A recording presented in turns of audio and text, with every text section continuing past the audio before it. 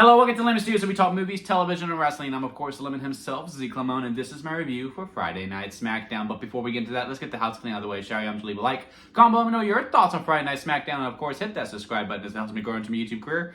I would greatly appreciate it. Now, all that out of the way, let's get into it, shall we? So, a little special review of Friday Night SmackDown, because typically we don't do reviews on the go-home show for a big show that is happening later that day. The viewership just usually isn't there for me, right? And it's not that I don't want to talk about it. And usually the Friday Night SmackDown go-home shows don't really have a lot of dazzle. Not a whole lot to really talk about. You know, it's just really recaps of everything that's going on. And then, you know, a couple little hot segments here and there.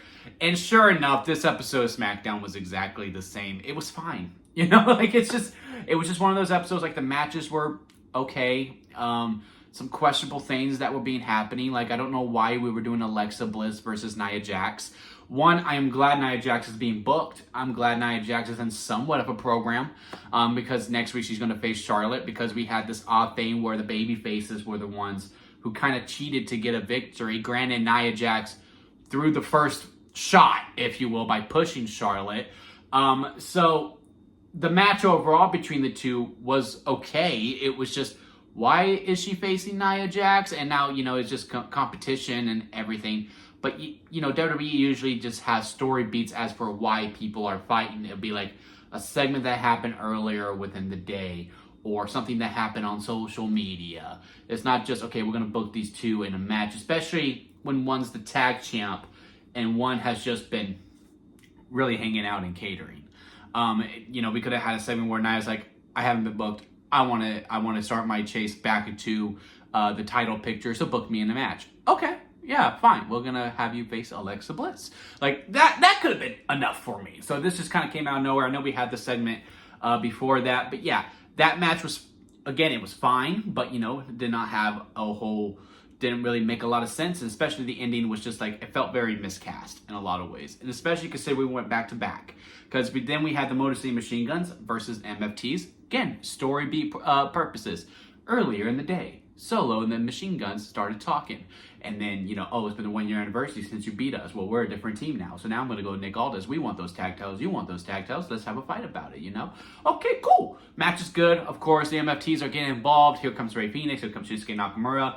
Love what Rey Fenix did, where he goes, I don't want to fight with you. But Solo cracked me out when he goes, yeah, go get some candy or something. And then he jumps up on the box and says, I want to fight you, Tala Tonga, and then slaps him. Good segment, good post-match segment after the MFTs beat the Motor City Machine Guns, because they keep beating up the Motor City Machine Guns.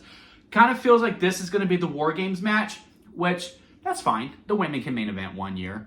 Or we don't have a War Games match main event Survivor Series. I do think it's integral that we do go big, though, in all honesty, because, you know, this is the first Survivor Series that's in a stadium, not an arena. Granted, it's a baseball stadium, but you still need to sell those tickets, especially at the prices y'all be putting them at.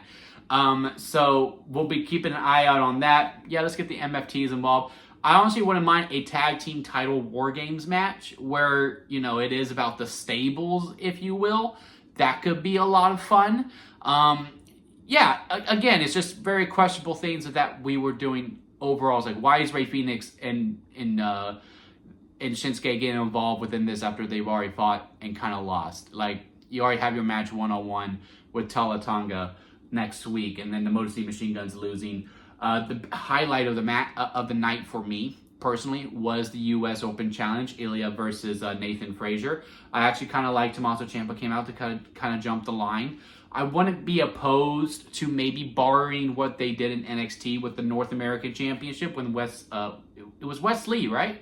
When he had the North American Championship and he did open challenges for it, and, you know, having people like scuffle and like fight each other just to get to the ring for it.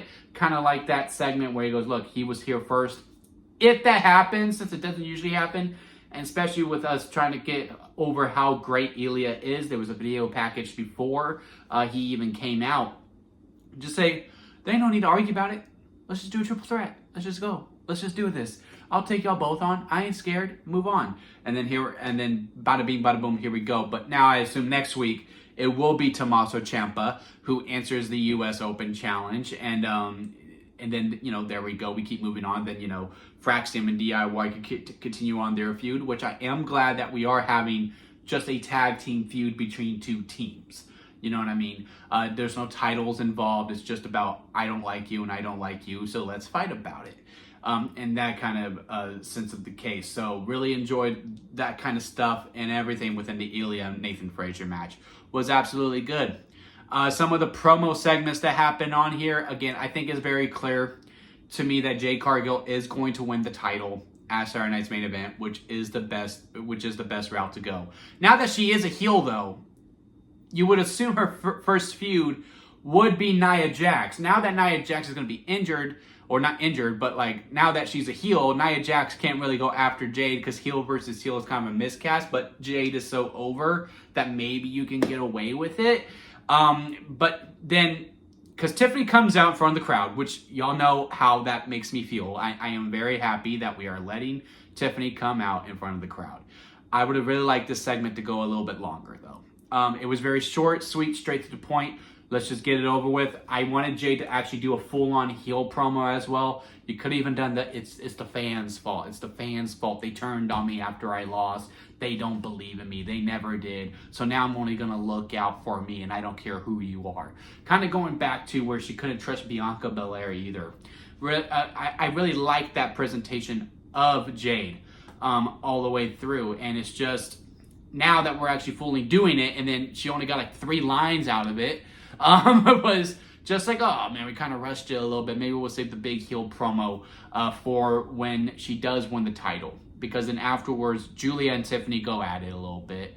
So I would assume, again, I've been saying this. If you saw my ranking video that went up on Thursday, you will see that I said Tiffany probably needs to lose the women's title, and then she'll go get the U.S. title, and then that U.S. title could probably be relevant. I think that's bad at the expense of Julia. We also set it up Chelsea Green versus Julia because, if I understand it somewhat in story beat terms, it's just the way that it was presented. Chelsea Green going, Julia cannot surpass me in the longest reigning U.S. championship. I would like a match with her so that way I can try to stop it. And then Nick Aldis been like, no. Like, what do you mean, no? Nick Aldis kind of pissed me off in this episode a few times throughout, once we get to the main event segment between Drew and Cody. Is because, like, this U.S. title has not been defended. You obviously want to book this championship, and it's up to Julia to be like, yes, I'll fight whatever. I get it. You're trying to get Julia over as, I'll take on anyone. I ain't scared of anyone. Sure, I'll take you on, even though, Nick Aldis is not supposed to like Chelsea Green, really, and, just trying to lay down the law that you can't just ask for stuff and be granted it to you. Which, again, he is kind of hypocritical on, because babyfaces, they ask. He's like, yeah, sure, fine, no problem. But when a heel asks, oh, no, I can't believe you. No, I'm not going to do that for you. And then it was just that, like I can't be bothered to book this U.S. title when it came to Nick Aldis. That's the only thing that I didn't necessarily like about it. I liked the little stinger at the end with Nikki Cross being shown. I'm like, oh, wow. Again, I would love to see that program between Julia and Nikki Cross. Hell, even Chelsea Green and Nikki Cross as well. I think there's a lot of fun to be had with those characters within it. It's just, again, I think this is going to be very quick. Bam, one and done. Julia probably beats Chelsea Green. We'll probably have to do one more match between Tiffany Stratton and Jade Cargill where Jade gets the win. Draw a line under it at Survivor Series. And then at Survivor Series, I guess you could do, well, let's be honest, the U.S. title ain't gonna be booked on a PLE. But maybe you do Julia versus Nikki Cross, Beautiful Madness versus Pure Madness on the SmackDown before Survivor Series, and then Tiffany can go after Julia. We set that up. Maybe those two names could be big enough by the Rumble at that time. Tiffany Stratton wins the U.S. title, and then boom, there we go. Now we can really start to lay down the fabric for that belt and really bring it to the level that the women's IC title is at. I just think that's the way that we're going. But yeah, segment was too short to kick off the show. I like how she said cut the music, didn't have any music playing, was just so amped up. It's not like she could have texted Jade Cargill. They were on the same page at one point. But yeah, liked how it started, didn't really like how quick it went, and then everything that we did in the backstage segment was just a little much for me. And again, we need to get this U.S. title over, so we need to care about booking it. I know you were trying to get Julia to be like, I'll take on anyone. I ain't scared of anyone. But also have your general managers give a damn about the belt too. because that's a good case with Chelsea. Hey, let me defend my days as the longest reigning United States champion. Let me fight her for the belt. Okay, yeah, that's a good enough reason for a Yeast title shot. And then our main event segment between Drew and Cody throughout the whole night. Aldis going, did you have anything to do with Jacob Fatu? No, I didn't. Which he didn't ask Drew, so that was interesting. No, I didn't. I like Jacob. Okay. Did you all go over the contract? Everything's good with me. Okay, but does Drew like it? Okay, I'm going to talk to him next. Drew going, yeah, everything's fine. We get to the main event segment. Drew going, no, not everything's fine. Of course that was going to happen, Nick. Of course. I liked it at first where he's going, look, I just wanted this contract that if Cody gets DQ'd, he still loses the belt. That's all I want. We get that confirmed because, Nick's going, I'll get someone else in the back. And Drew going, okay, fine, find someone else. And then Cody doing his enough thing, right? And then, it gets confirmed.